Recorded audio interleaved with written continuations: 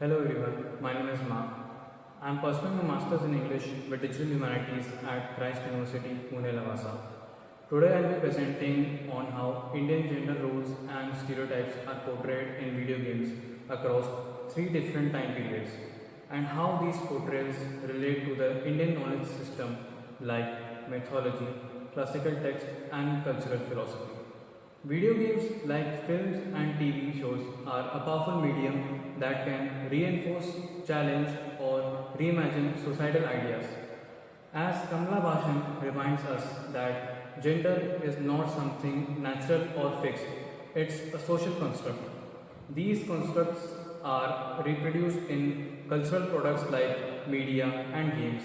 By examining their evolution, we can understand how perceptions of men and women in Indian society has changed over time. In the early era of Indian video games, we can see a strong influence of mythology and traditional storytelling.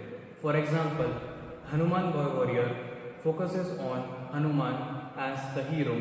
Female characters like goddesses or mothers mostly play secondary roles, reinforcing the idea of women as supporters rather than protagonists. Similarly, early Chota Bheem games features Bheem as the central heroes, while girls like Chutki appear occasionally but mostly as helper. As Bhashan points out, gender stereotypes divide role into public and private sphere, men as predators while women as nurturer. These games reproduce exactly that pattern. Mother, can you get me some fruits from the jungle? Sure, mother. Can I go too? No, I also need some flowers from the garden for our puja. Can you get them? Yes, mother.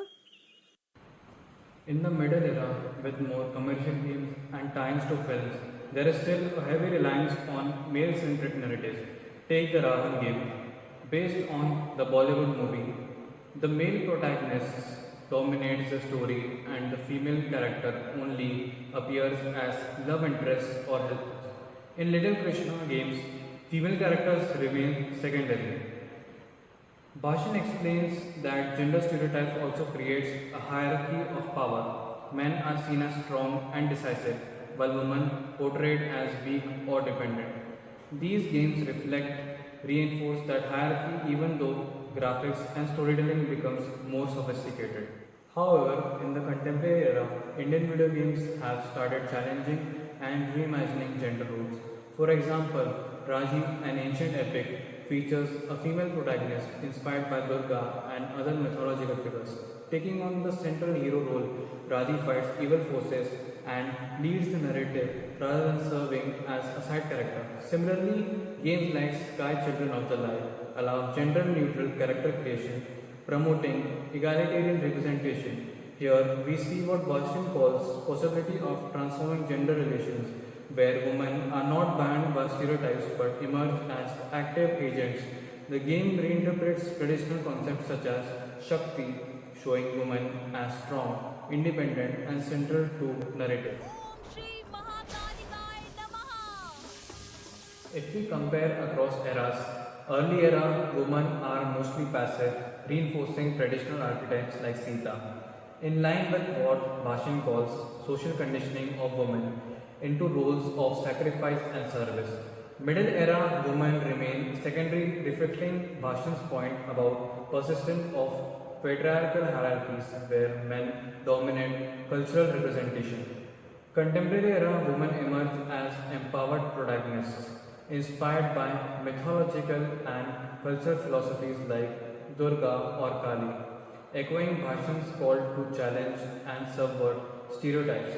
This evolution shows us how video games are not just entertainment, they mirror societal change, challenge stereotypes, and even reimagine traditional knowledge for modern audiences.